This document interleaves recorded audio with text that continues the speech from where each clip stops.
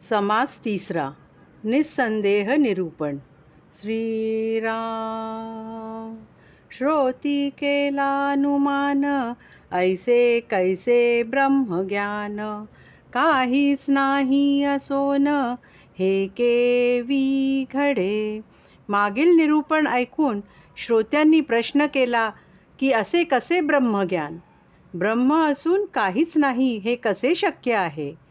सकळ करून करता, सकळ भोगून भोगता, सकळांमध्ये अलिप्तता येईल कैसी. सर्व करून अकर्ता सहाणे, सर्व भोगून अभोगता असणे आणि सर्वात राहून अलिप्तता हे कसे शक्य होईल.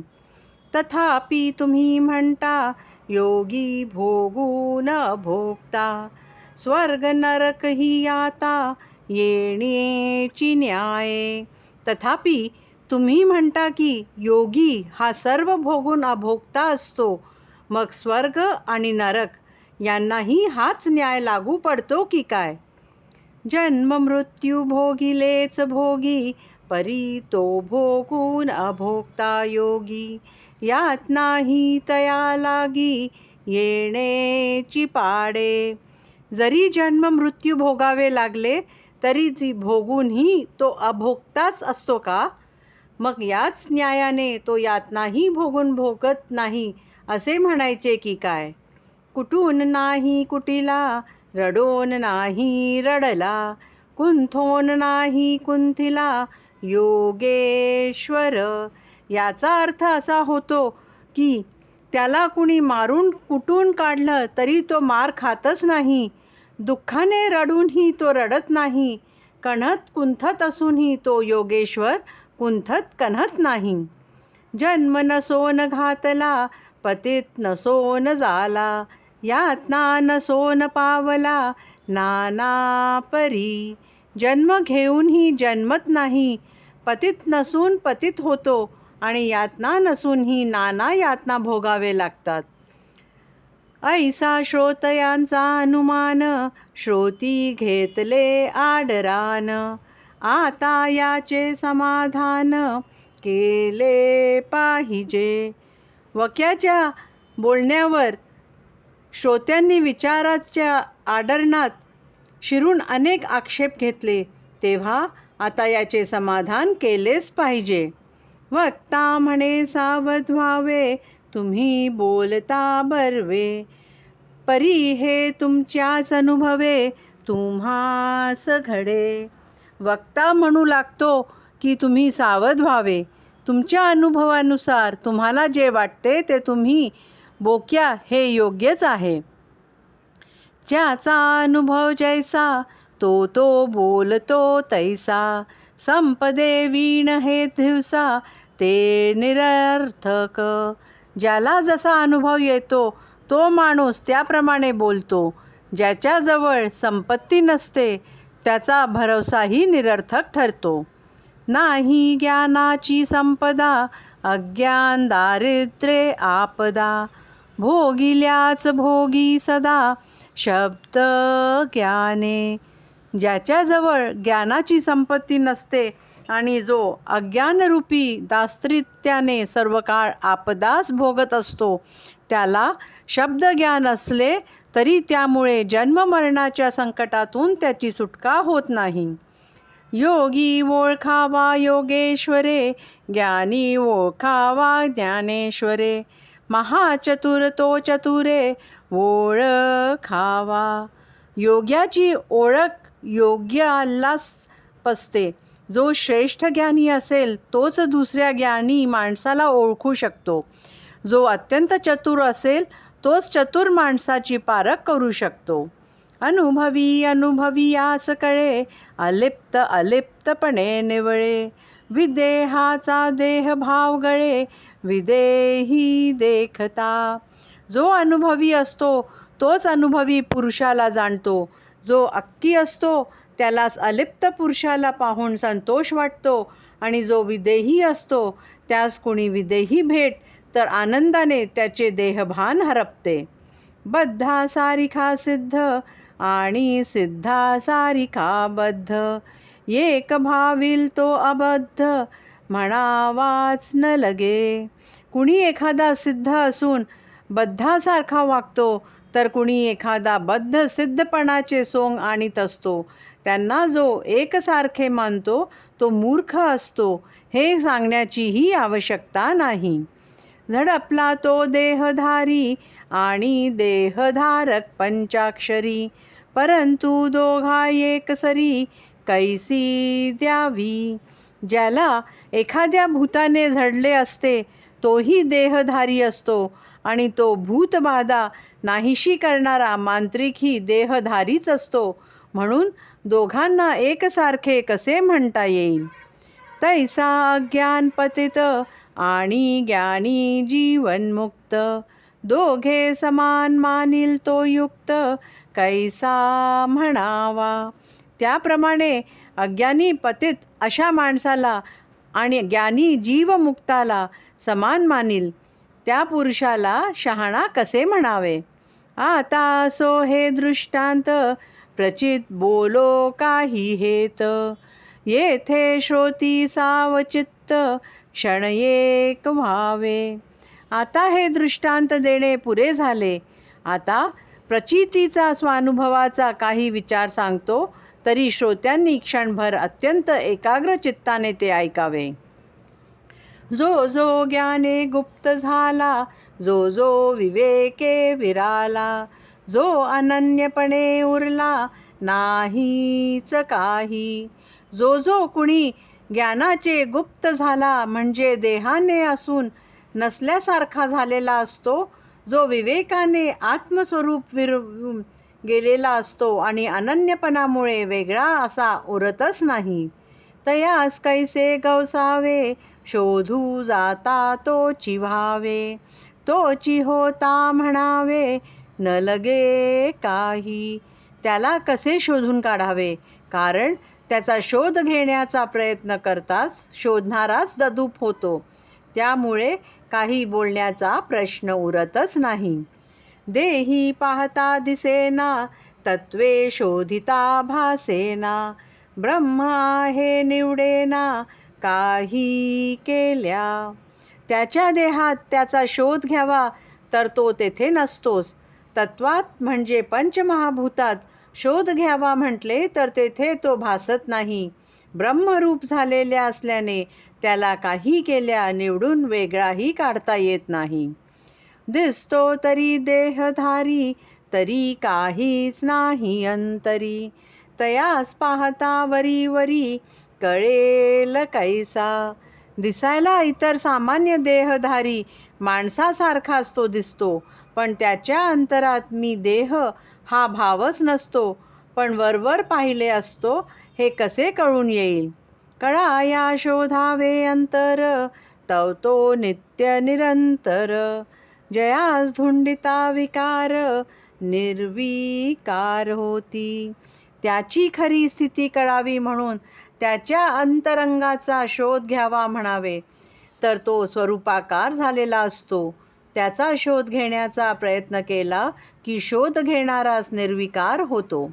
तो परमात्मा केवळ, तयास नाही मायामळ, अखंड हेतूचा विटाळ झालाच नाही. तो केवळ परमात्मरूपच झालेला असतो. त्याच्या ठिकाणी मायारूपी मळ नसतो. तो अखंड एक रूपच असतो. त्यामुळे इच्छारूपी द्वैताचा विरळ त्याला झालेला नसतो. ऐसा जो योगीराज, तो आत्मा सहजी सहज, पूर्ण ब्रह्मवेद बीज देहाकारे कळेना. असो जो योगीराज असतो तो अगदी सहजपणे आत्मरूपच असतो. पूर्ण ब्रह्म आणि वेदाचे बीजच असलेला तो ब्रह्मस्वरूप योगी त्याच्या देहावरून ओळखता येत नाही. देह भाविता देहची दिसे, परी अंतर अनारिसे असे, तयास शोधिता नसे जन्म मरण. देहाकडे पाहिले असता तो सामान्य देहधारी माणसाप्रमाणेच दिसतो, पण त्याची अंतस्थिती अगदी वेगळी असते. त्या स्थितीचा शोध घेऊ लागले तर त्याला जन्म मरण नाही हे कळून येते. जयास जन्म मरण व्हावे ते तो नभेची स्वभावे, नाहीच ते आणावे कोठून कैचे. ज्याला जन्म मृत्यू असतात तो देह तो स्वाभाविकच नसतो. जे जिथे नसतेच ते तिथे कोठून आणू कसे आणावे. निर्गुणास जन्म कल्पिला अथवा निर्गुण उडविला, तरी उडाला आणि जन्मला आपला आपण. ज्ञानी पुरुष हा निर्गुण परब्रह्मस्वरूप असतो. त्याचा जन्म झाला असे म्हटले किंवा तो मेला असे म्हटले तरी त्याच्या निर्गुणत्वात काहीच फरक पडत नाही. तो जन्माला आणि मेला ह्या अज्ञानी माणसाच्या कल्पना असतात. माध्यानी थुंकिता सूर्यावरी, तो थुंका पडेल आपणाचवरी. दुसयास चिंतिता अंतरी, आपणास घडे. भर दुपारी सूर्यावर थुंकण्याचा प्रयत्न केला तर ती थुंकी आपल्याच अंगावर पडते. म्हणून धुक्यासंबंधी आपण ज्या कल्पना मनात करतो त्याप्रमाणे आपल्यालाच भोगावे लागते. म्हणजे ज्ञानी पुरुषाला जन्म मरण आहे हे चिंतिलेच असता आपण ते त्याच्यावर आरोपित केल्यासारखे होते. त्यामुळे त्याचे तर काहीच बिघडत नाही, पण दोष आपल्याला लागतो. समर्थरायाचे महिमान, जाणता होते समाधान. परंतु भुंको लागले स्वान, तरी ते स्वानची आहे. एखादा सामर्थ्य संपन्न सजा आहे तर त्याची थोरवी जाणून पाहून मनाला समाधान होते. पण कुत्री त्याच्यावर भुंकतात ती बोलून चालून कुत्रीच असतात.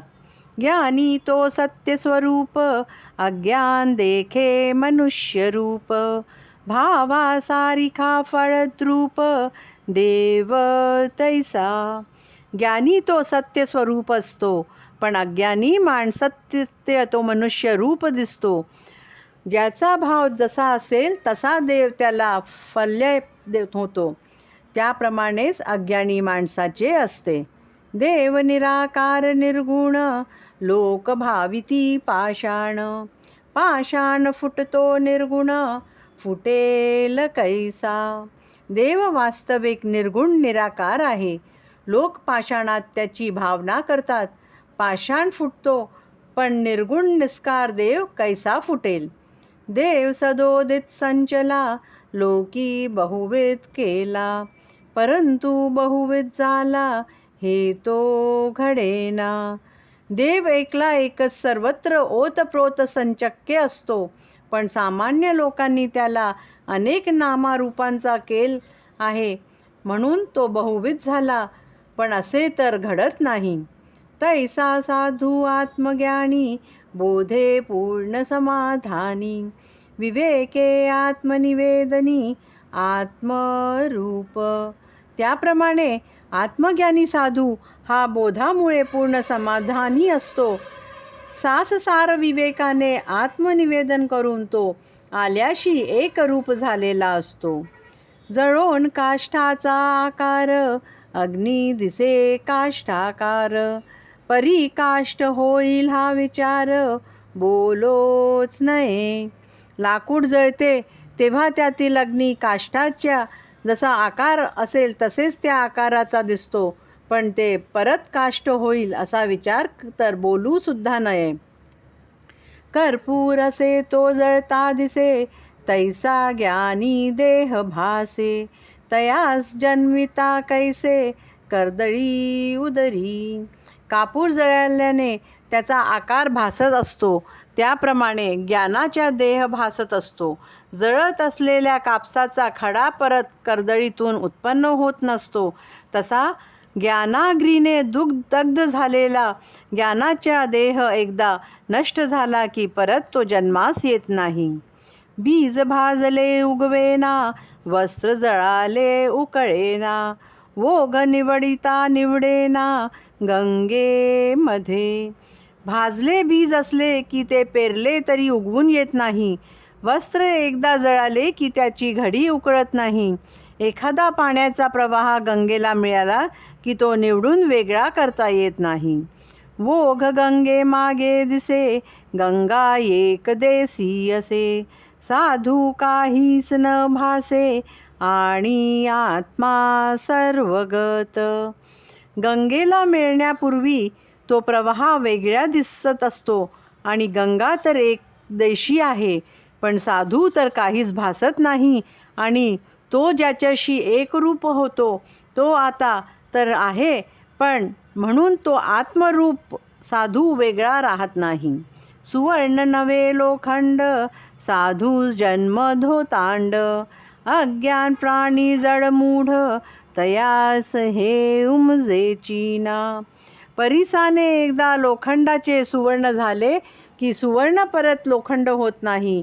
त्याप्रमाणे साधूला परत जन्म घ्यावा लागत नाही. जे लोक अज्ञानी जडमूढ असतात त्यांना हे उमजत नाही, म्हणून साफ जन्म असतो असे हे समजतात. अंधास काहीच न दिसे, तरी ते लोक आंधळे कैसे. सन्नपाते बरळ तसे, सन्नपाती. आंधळ्या माणसाला काही दिसत नाही, पण म्हणून इतर लोकांना आंधळे कसे म्हणता येईल. सन्निपात जवळ झालेला रोगी त्या जयसमुळे वाटेल ते बरू लागतो, त्याप्रमाणे अज्ञानी लोकज्ञानी साधू बद्धकी हवे ते बरळत असतात. जो स्वप्नामध्ये भ्याला, तो स्वप्न भये ओसण्याला. ते भये जागत्याला केवी लागे. जो स्वप्नात घ्यालेला असतो तो स्वप्नात भयाने बरळू लागतो, पण जो जागा झालेला असतो त्याला स्वप्न भय कसे वाटणार. मुळी सर्पाकार देखिला, एक भ्याला एक ओळखीला. दोघांची अवस्था लेखिला, सारखीच कैसी. दोन माणसाने रस्त्याने जात असताना त्यांना सर्पाकार मुळी दिसते. एकाने ही मुळी आहे हे ओळखलं नाही, त्यामुळे त्याला तो सर्प वाटून तो भ्याला. दुसऱ्याने ती मुळी आहे सर्प नाही हे ओळखले, त्यामुळे तो मुळीच भ्यायला नाही. मग दोघांची अवस्था सारखी कशी लेखता येईल. हाती धरिता हे दिसेना, हे एकास भासेना. तरी ते त्याची कल्पना, त्यासीच बाधी. ती मुळी हातात धरली तरी ती डसत नाही, हे भ्यालेल्या माणसाला पटत नाही, म्हणजे त्याची कल्पनाच त्याला बाधक ठरते. विंचू सर्प डासला, तेने तोची जाकळला.